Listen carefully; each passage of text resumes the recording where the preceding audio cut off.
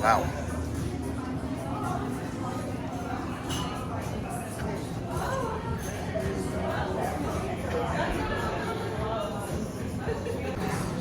Hello.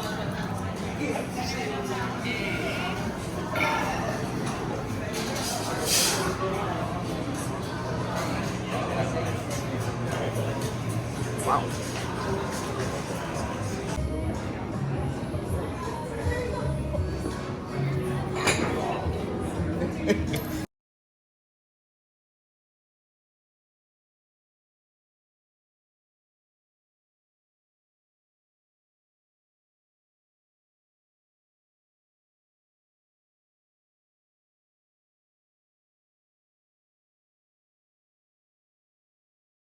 Every year there's going to be different growing conditions that are going to impact that. Do they get enough rain? Is it really dry? Did the rain hit at the right time? Things like that. So every year, given that this is 5 years in, we have a pretty good idea where it's going to land every year. But we're going to roast multiple batches of it to make sure that we're hitting the sweet note every time.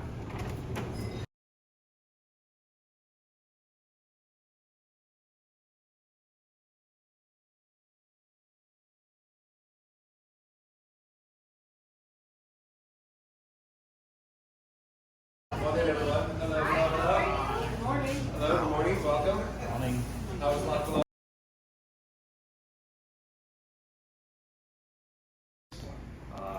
Joe started out at the little shop on the corner of Shack Maxon and Gerard, and it was only him and one other guy. Is he still working? John still John, works. yeah. And they made 40 pies a day, and that was it. And there were so many times where I would go to the shop, and they were out, and it didn't like there was no more dough. It was out. Pretty annoying from the other side of that, I'm sure. Yeah. I guess I started. I used to brew beer professionally from 21 to 28 or so, and then I kind of left there, got into restaurant, but it was front of the house. I never really cooked before. I was inspired by pizza in some way. I would just go up to DeFara, and this is like early 2000s, in Midwood in Brooklyn, and go to all the classic places in New York, all the kind of the old school places.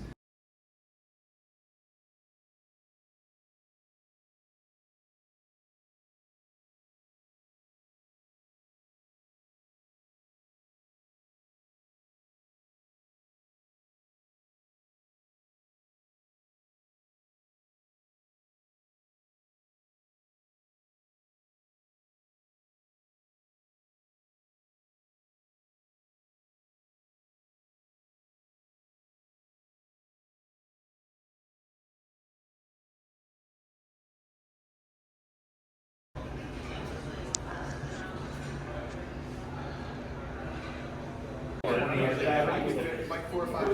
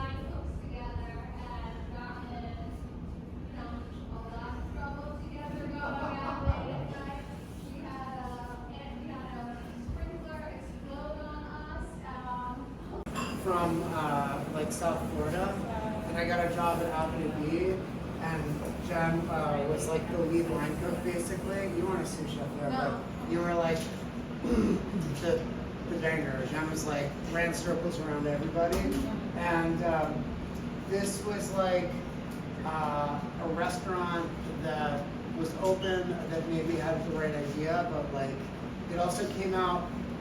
The book Kitchen Confidential came out at the same time, and every single week, I was like reading it while we were working at this restaurant, and I was like, every chapter of the book was like a week of the restaurant. It was like what to look for when things are fucked up in a restaurant. And I was like, oh, right here, look. And it was like, nobody I thought was one of the big ones. I feel like our idea of what falafel is like dry, shitty, and whatever. Same thing with pita.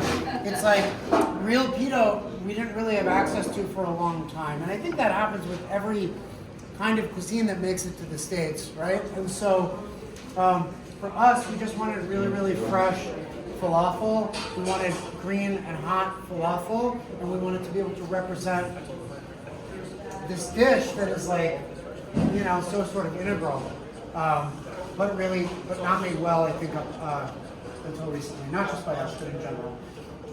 So that was the sort of catalyst for opening all of our restaurants.